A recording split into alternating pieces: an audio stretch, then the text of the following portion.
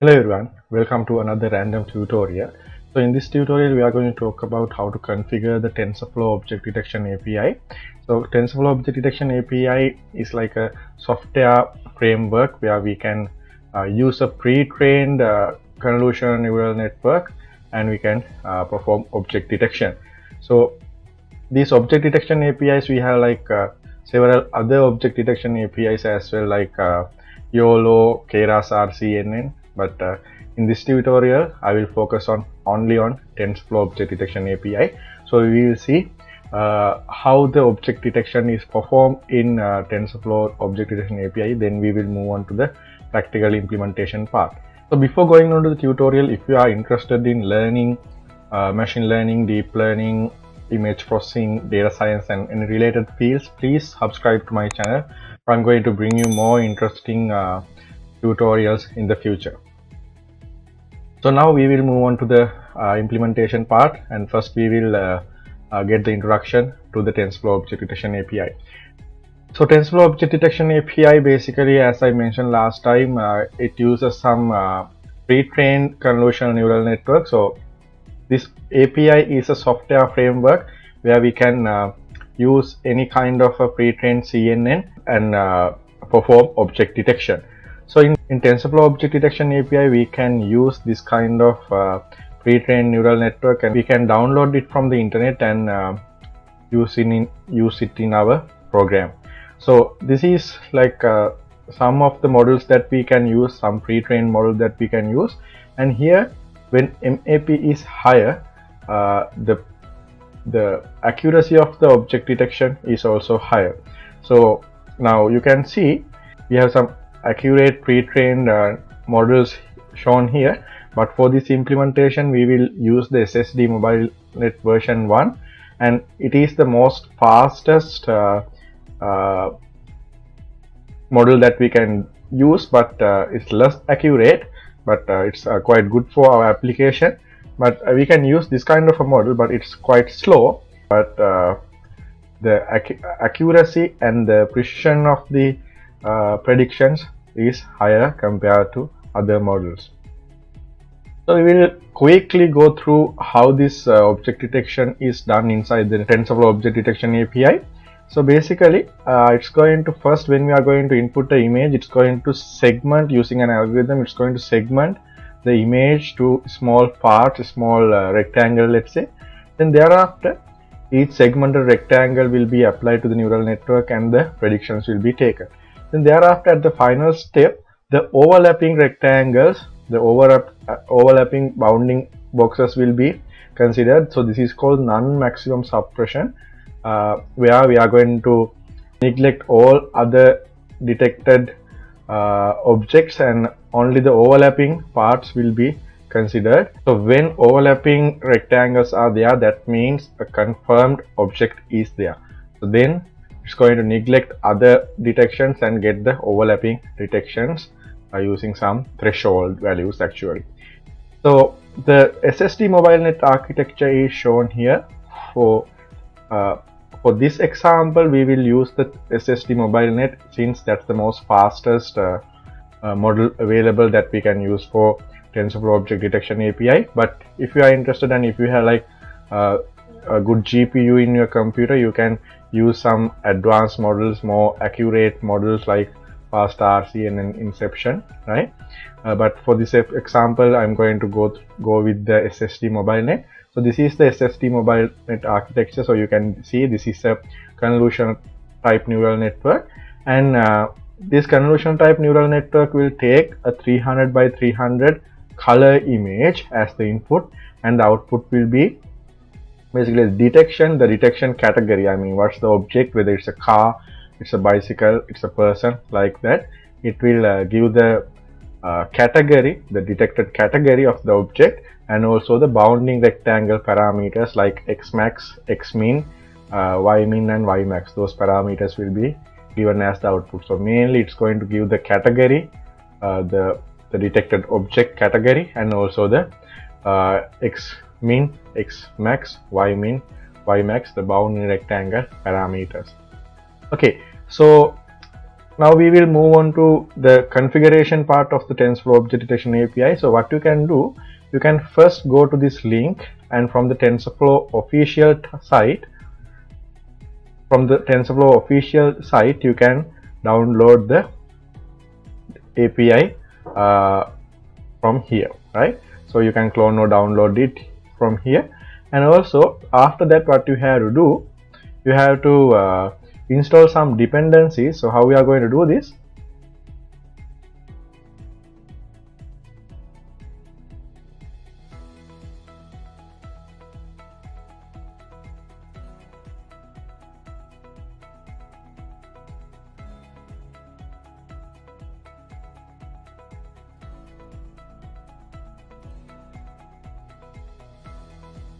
So you have to install the TensorFlow, Keras, OpenCV, Cython, ContextLib2, Pillow, LXML, Jupyter, those dependencies. So you can open the Anaconda prompt like this and install them.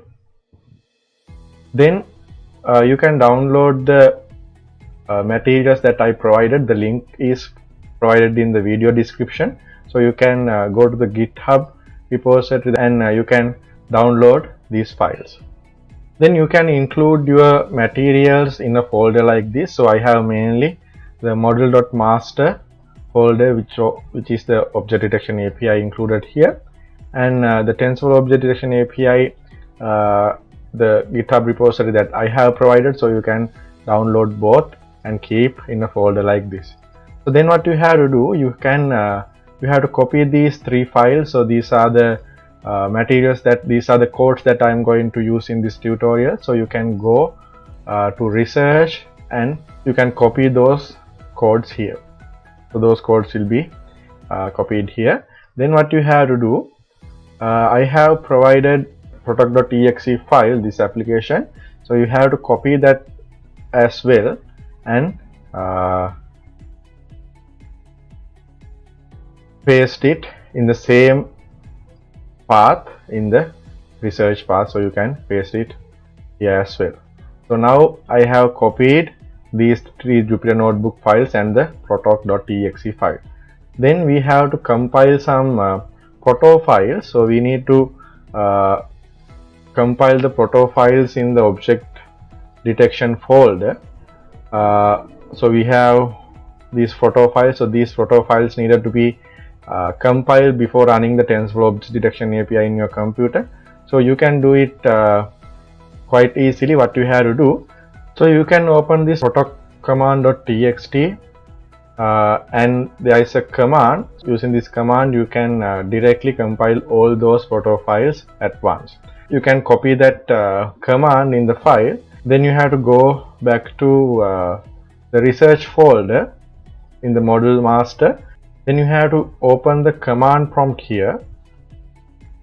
In the address bar you can type cmd and open the command prompt. Then you can directly paste the command that you just copied and you can run it here. So all the proto files will be compiled at once. Okay, so now you are good to go with the TensorFlow Object Detection API. So we will move on to the implementation part.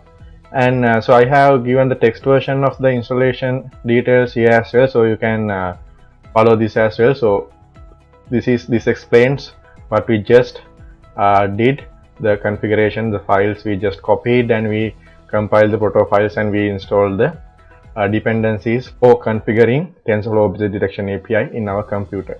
So we will move on to the code. So here necessary library imports are there, and so this function is used to load the model, and this model is basically the model that you are going to use, the SST mobile net. So this function load it. The thing is, now if you are running this for the first time, the model will be downloaded from the internet from this directory. So no need to do anything. This function will download it for you. And what you have to do, here you have to give the version. So I'm using the SST mobile net, this version, the 2017 version. So that's the model name, and I'm going to pass it to the load model function. So the load model function will take care of everything for us. So it will download for the if you are running this for the first time, it will download it from the internet, and from the second time onwards it's just going to load it from your computer. So this will download or load the model and return it from this function, and we are going to get it here, the detection model. So then we can check the model input through our neural network. As I mentioned, the model will take 300 into 3, but in the TensorFlow Object Detection API, you can input an image with any resolution. It will automatically convert inside the API. It will automatically convert it to the size 300 and 300 by 3. Okay, and this model is giving, as I mentioned previously, it's going to output once a image is given, a color image is given, it's going to output a dictionary. This dictionary is a two-dimensional dictionary. I will explain this later in the third code, but anyway, keep that in mind that when we are going to input the image to the TensorFlow Object Detection API, it will give us these outputs, and it's going to detect 100 objects in our given image, and then it will give the detection accuracy or detection scores of each detection, and the detection classes, what's the detected object, and the number of detections. Basically this is 100 by default, and the detection boxes. So detection boxes are the bounding rectangles of the detected objects. Okay, now we will move on to the latter part of the code. Now here we are going to run a for loop in the test image path. So test image path is basically this one, object detection test images. So I will show you that path.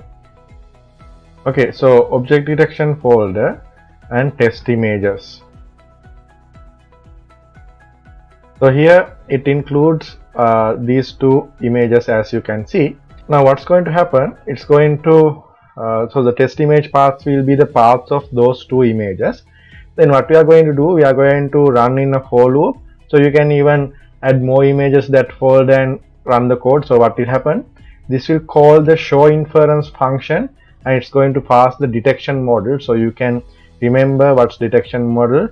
Detection model is the neural network that we just loaded, and we are going to call the show inference function with the detection model and the image path. So show inference function will basically take the image path that we are going to provide. So if there is two images, this loop will run twice, and the image path and the model will be taken at each instant.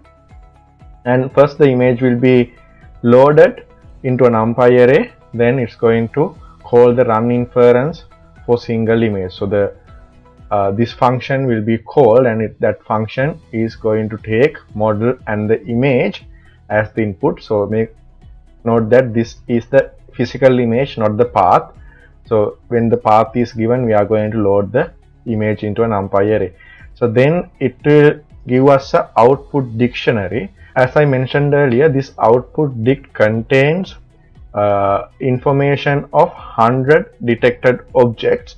So it will contain accuracies of those 100 objects that detected, and the detection classes. That means what's the object that detected, and there will be 100 classes. So now we will run this code and see the output. So now you can see the output. So two test images were there. Now the object detection is performed, and you can see the output like this. So the object detection is performed. But I told you earlier that this is going to detect 100 objects, right? But now here only you can see 2 objects detected, and here we have like around 15 or 10, right, or 15 objects are detected. But it's going to detect 100, but every object is not going to be shown here. So we can edit a parameter here. We can pass the minimum score threshold. So this parameter, now basically, as I can remember, the default value is 0.5. You can override that value by passing a minimum score threshold. So what's going to do, now let's say if we are going to give like 0.3, so this will show all the objects with higher accuracy than 0.3. by default the value is 0.5, so that's why it's going to only show the higher the object detected with higher accuracy. So anyway, we will pass 0.3 and see what's going to happen.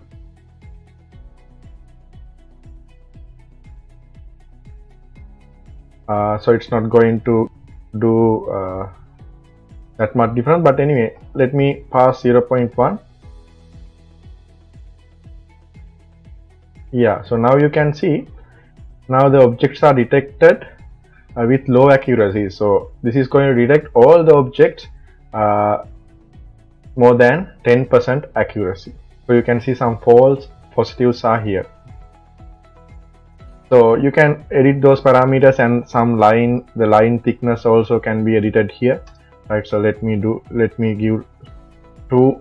So now this is the line thickness of the bounding rectangle in pixels,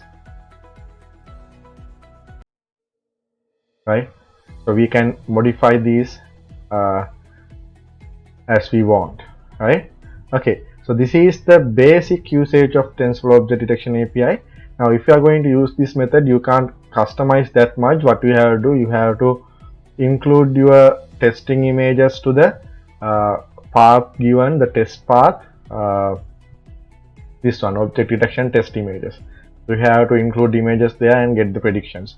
But we have to do like some advanced things, right? So what I'm going to do now, I'm going to play with this TensorFlow Object Detection API and try to customize it to my own method, and where I can give a video as an input, where I can give a input from my own location and get the predictions, right? So those kind of things. Now I'm going to configure the TensorFlow Object Detection API for that kind of applications. Okay, so this is the code 1.1 customize object detection images. So here what I'm going to do, I'm going to load the image from my computer from some random location, and I'm going to apply it to the TensorFlow Object Detection API using the OpenCV library, the familiar OpenCV library, and then I'm going to get the prediction, right? So let's see how we can do that.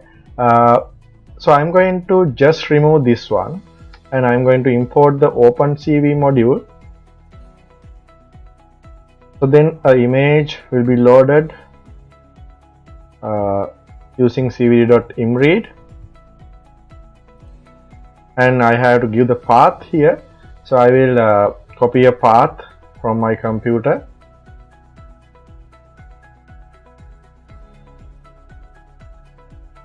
so this will load the image into the IMG.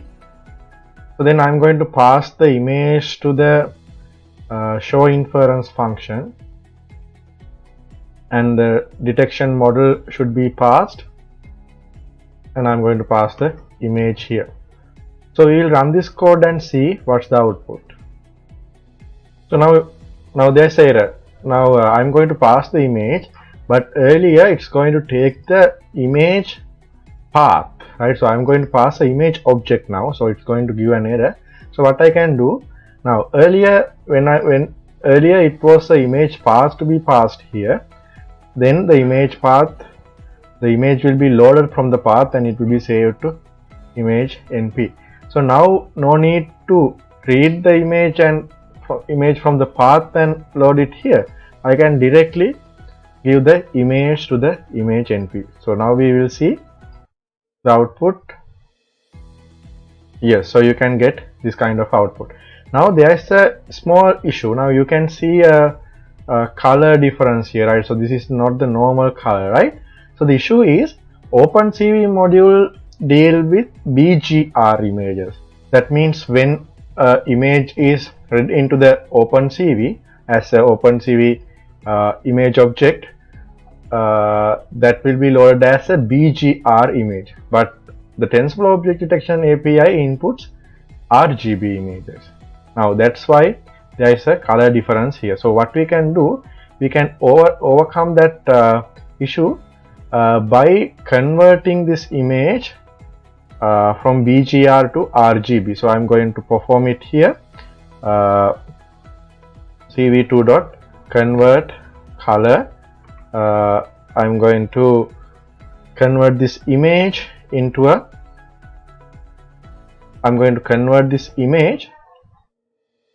from BGR to RGB.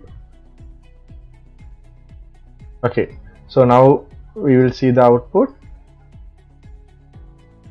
Yes, so now the original image is shown here, so you can see the objects are detected accurately. Now then what I'm going to do, so this image is shown in the IPython notebook display. So we want to, let's say we want to show it in a separate window using OpenCV. So we can do that. I'm going to remove this line and I'm going to return the image from the function, the image np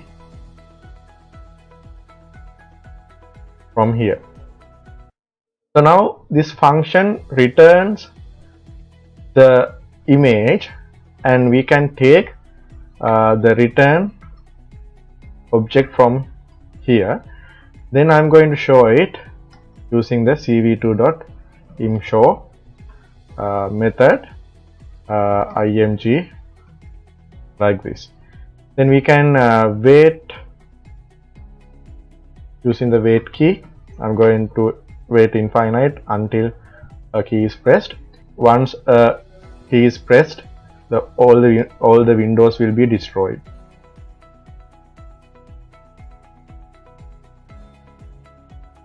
Okay, so let's run this code and see the output. So you can see the output like this. Again, that issue is there. So what we can do now, this issue is here because we are converting color from BGR to RGB. So that image will be returned here. Now OpenCV again uses BGR.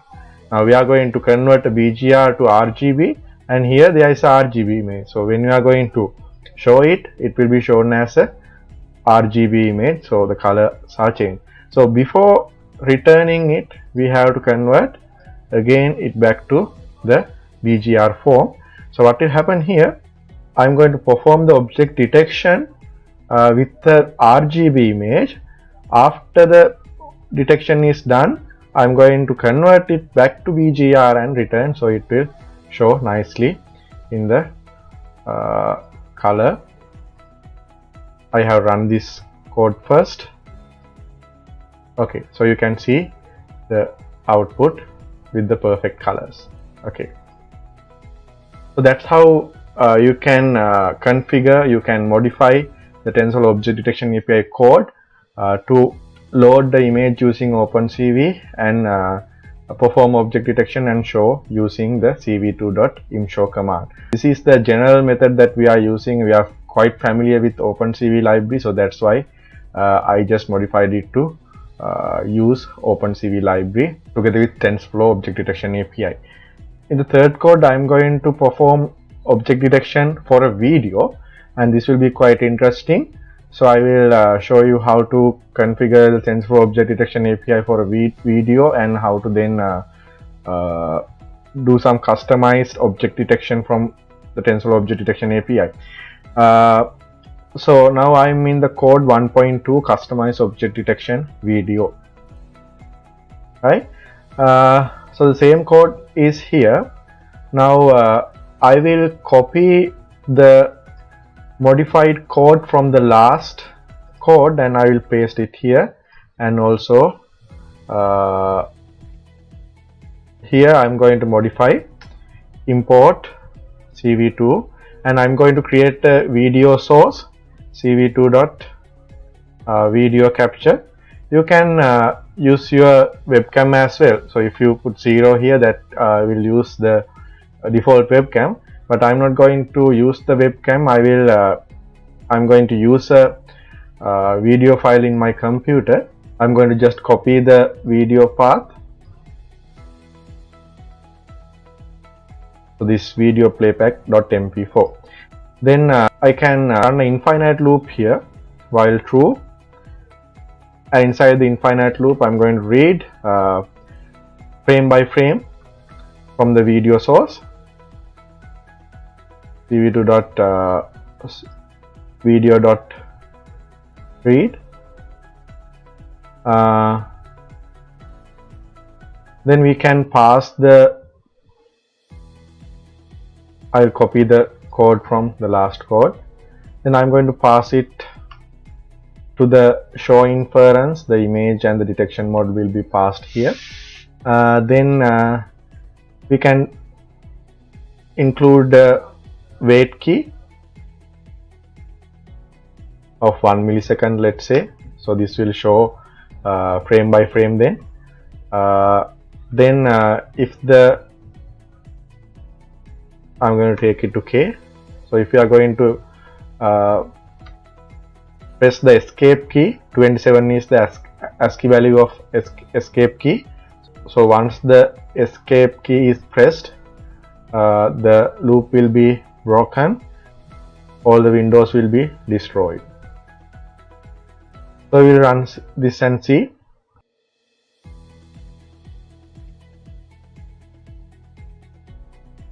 So I have mistaken the video file path, so I just corrected it. So now we can run it and see.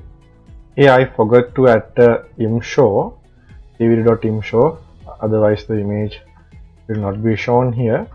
So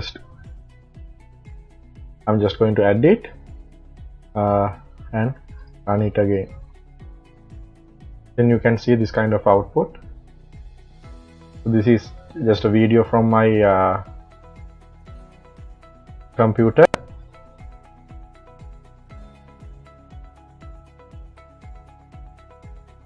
So we have done another mistake here. Here the image, returned image is not taken, so the raw image will be shown. Now we are going to take the returned image here. The object detected image will be shown here. So we run it again and see the output. So now you can see it's working well.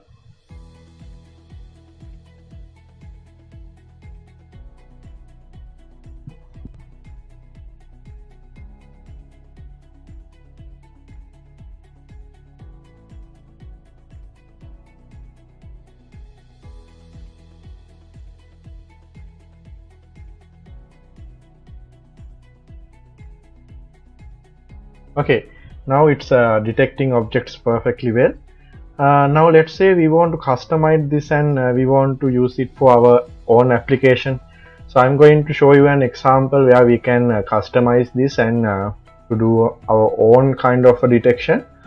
So let's assume that we want to capture an image. So let's say this is a CCTV camera, and if you want to capture image when a bicycle is there, right? So how to do that kind of application, I will explain you here.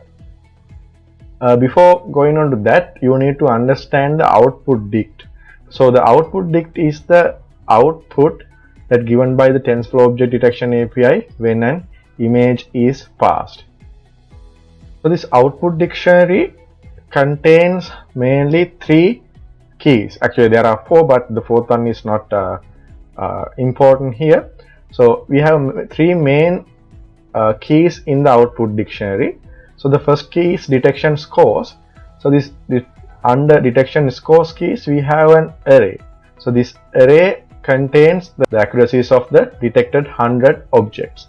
Then object classes, the categories of those detected 100 objects.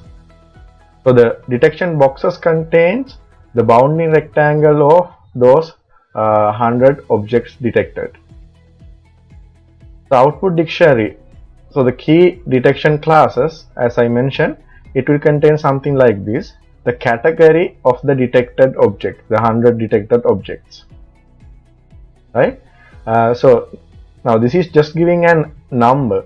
So you want to identify what's this number and what's the corresponding category. So you can print the category index and see the category. So the SSD MobileNet version that we are using can detect 90 different objects like this. So the category 1 will be person, bicycle, car, motorcycle, and likewise we have 90 classes or 90 categories that we can detect using the SSD MobileNet version 1. And detection classes give that category index, right? So the category index of the detected 100 objects. And detection scores the accuracies of those 100 detected objects. So the detection boxes is a two-dimensional array. Actually, it contains 4 columns and 100 rows. So these 100 rows are for each detected object. So these 4 columns are y minimum, x minimum, y maximum and x maximum. Each row is for one object, and the 4 columns are representing the bounding x and y coordinates of the detected object. So it's like this. Now let's say if you have an object detected like this, so it's going to contain this x1, x2, y1 and y2. So y min will be y1 divided by h, and y x min is x1 divided by w, y max is y2 divided by h, x max is x2 divided by w. So these h and w are the height and the width of the image that we passed respectively, right? So detection boxes is containing, as I mentioned, for single detection it contain y min, x min, y max and x max. So note that this is divided by the height and width, so it's like a value between 0 and 1, right? Okay, now with this knowledge, what we are going to do, when a bicycle is detected, I am going to draw a red circle in the middle of the bicycle. I mean in the middle of the bounding rectangle of the detected bicycle, and I'm going to save that image when a bicycle is detected. So those are the two things that I'm going to do here. So in order to do that, I will create another function here called bicycle detection, let's say, and I'm going to pass here I'm going to call the bicycle detection function from here.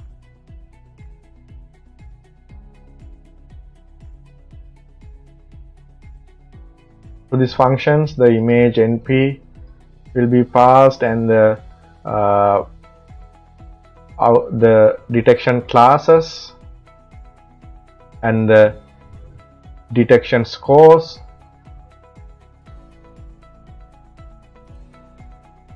and also I'm going to pass the detection boxes as well. Okay, so then this function will take the classes, first the image, then the classes and the scores and the boxes.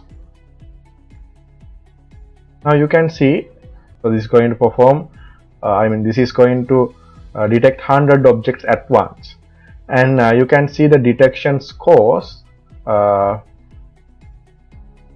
like this, right? So you can see this is in the descending order, so the highest probability is there. So I am going to check whether there is a bicycle detected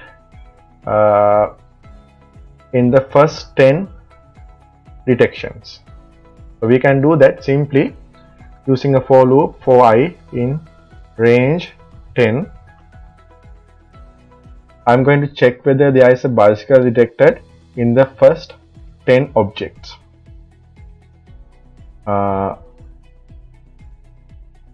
Right, so I'm going to check whether the class I is equal to the category ID. So we have to check the category ID of the bicycle.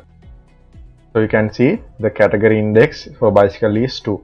So I'm going to check whether there is a bicycle in the first 10 objects, and I will check whether the accuracy, we have to check the accuracy is greater than let's say 0.8. so it's a good detection. Then I'm going to do whatever the thing you need when there is a bicycle in the first 10 objects with the accuracy higher than 0.8. Now here I want to save a image, so we can use the cv2.im, right? But we need the file name. So to obtain the file name, I will use the time and the date. So the now when we are going to do this, if you use the number, what will happen when you are going to run this code again?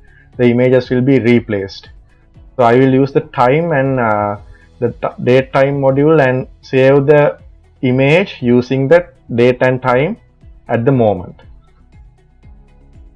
So there is a library called date time in Python, very useful library.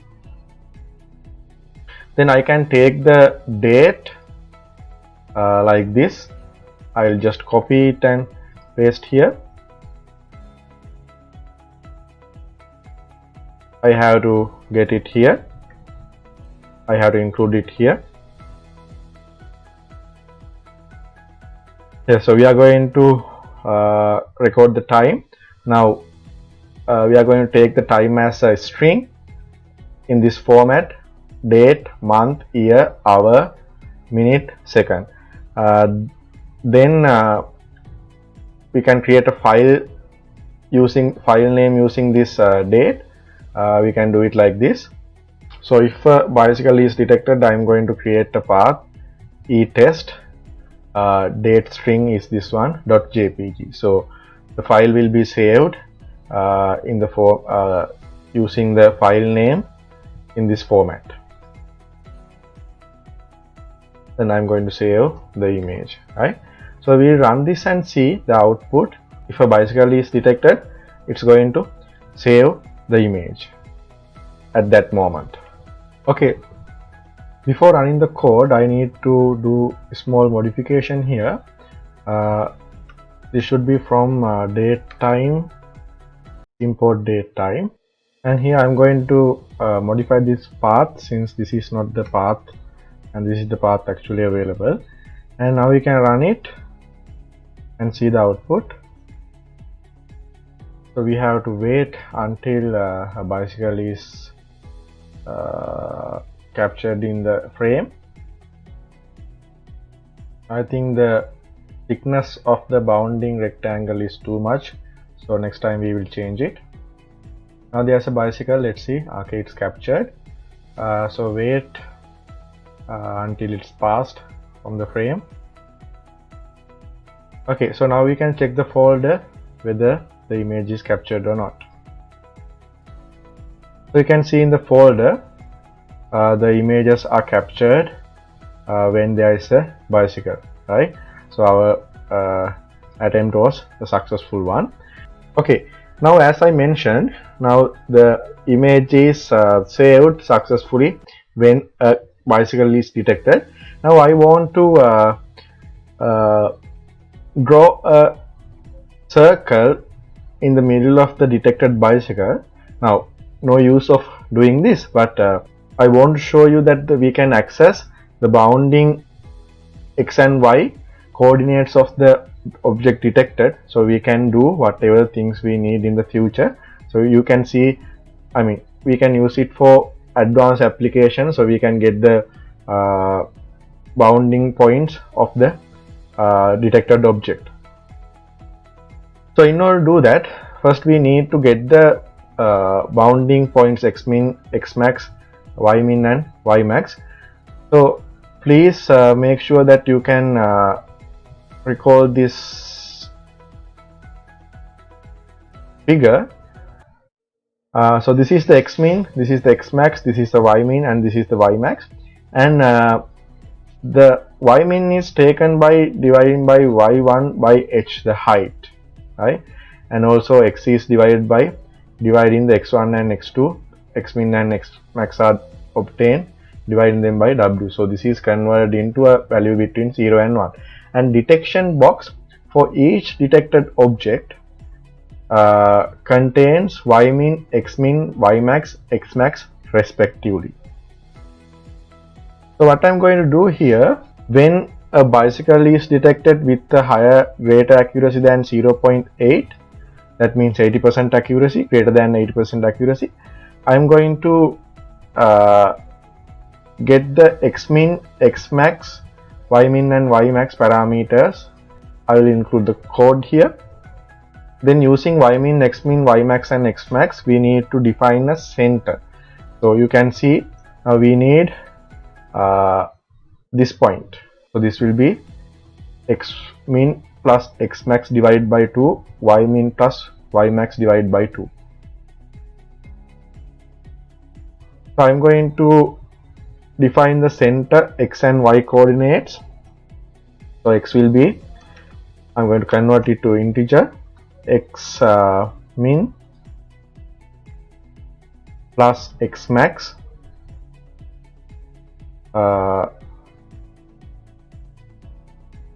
divided by 2, and also the y parameter will be similar but y, and note that these values are divided by the weight and height, so we need to multiply it to get the real values. So we can get the height and width of the image using HW equal image dot shape 0 to 2. So if you are not familiar with image dot shape gives us the height, width, 3. So height and the width of the image, and 3 is for the color components. 3 color components are RGB. So we need the height and width, so that's why. So this is an array actually. So I'm going to get 0 to 2. That means height and width. Height and width will be taken here. So we need to multiply it with the corresponding width. X should be multiplied with width, and y should be multiplied with h. So now we have the center defined. Now we need to create a circle. We can do it using cvt.circle method. You can use it. Image, then we have to give the center coordinate, and the radius of the circle I'm going to give 10, and the color of the circle BGR component, so I will give R255. that will be a red color circle. Then the line thickness in the circumference thickness in pixels, -1 will give us a filled circle. So let's run this and see the output. Okay, so you can see the output. So there is a red color circle in the middle. Okay, so then if you really want to see this output dictionary, actually you can print it and see. So before conclude, I will show you that. So in this show inference function, you can just print the output dictionary. So the output dictionary is there, right? So you can see the output dictionary is here. So we can print it inside the function, and also the category index you can print and see it for real.